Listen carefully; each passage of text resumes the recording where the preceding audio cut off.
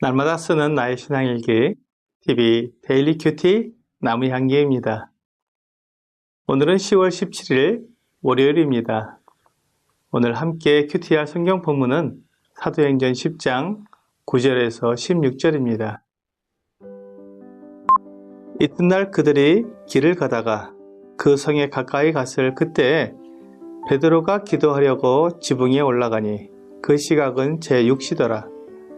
그가 시장하여 먹고자 하매 사람들이 준비할 때 황홀한 중에 하늘이 열리며 한 그릇이 내려오는 것을 보니 큰 보자기 같고 네 귀를 메어 땅에 들이웠더라.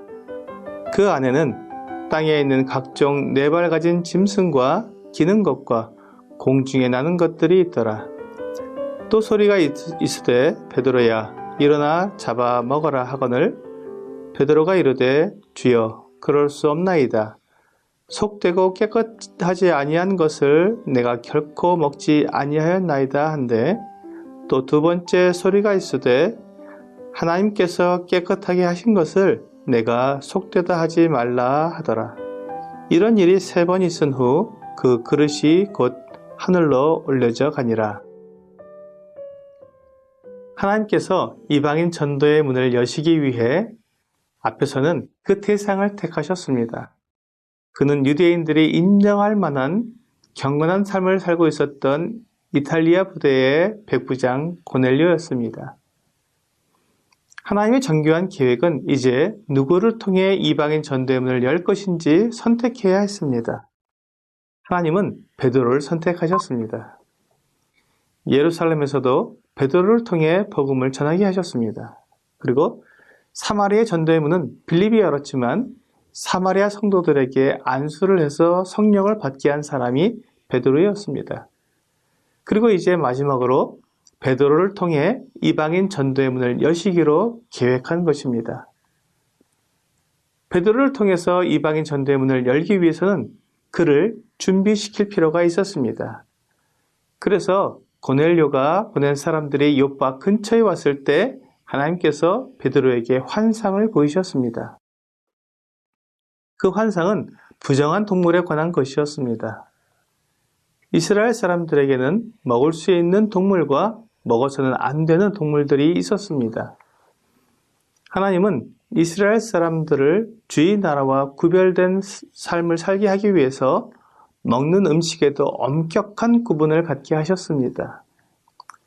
하나님은 이런 구별을 통해 그들이 하나님의 백성임을 나타내게 하신 것이었지만 이스라엘 사람들은 이것을 오해해서 그들이 거룩하고 특별하다는 특권의식을 가지게 되었습니다.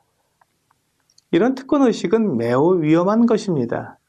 그들을 교만하게 만들고 하나님께서 그들을 사용하실 수 없게 만듭니다.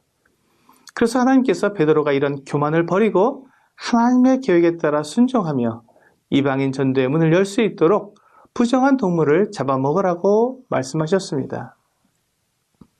하나님께서 이제 이스라엘과 이방인의 경계를 허무시는 것입니다. 이 경계는 예수 그리스도의 십자가로 이미 허물어졌지만 사람들은 아직 그 경계를 유지하고 있었던 것입니다. 에베소서 2장 14절에서 그는 우리의 화평이신지라 둘로 하나를 만드사 원수된 것, 곧 중간에 막힌 담을 자기 육체로 허시고 라고 말씀하셨습니다. 여기에서 이 둘은 유대인과 이방인을 가리킵니다. 중간에 막힌 담은 유대인과 이방인의 경계입니다.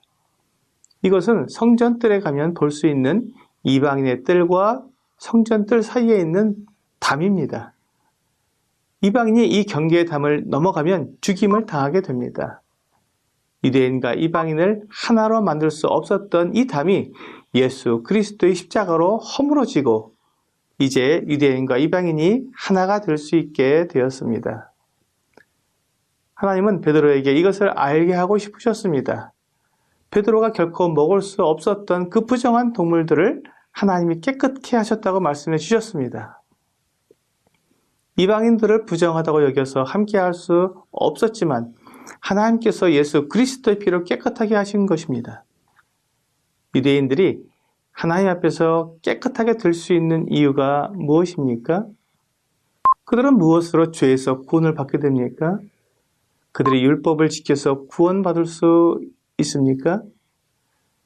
그들이 착한 행실로 구원을 받을 수 있습니까? 네, 결코 그럴 수 없습니다. 오직 예수 그리스도의 피로 말미암아 구원을 받습니다.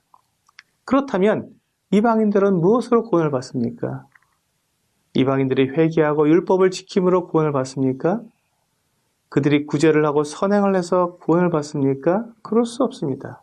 그것으로는 도저히 구원을 받을 수 없습니다. 오직 예수 그리스도의 피로 말미암아 구원을 받습니다.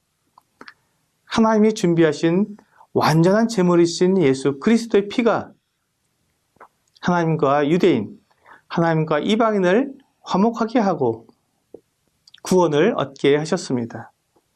그렇다면 유대인이나 이방인이나 예수 그리스도의 피로 거룩하게 되고 구원을 받게 된다면 그들 사이의 차이가 무엇입니까? 아무런 차이도 없습니다. 그렇습니다.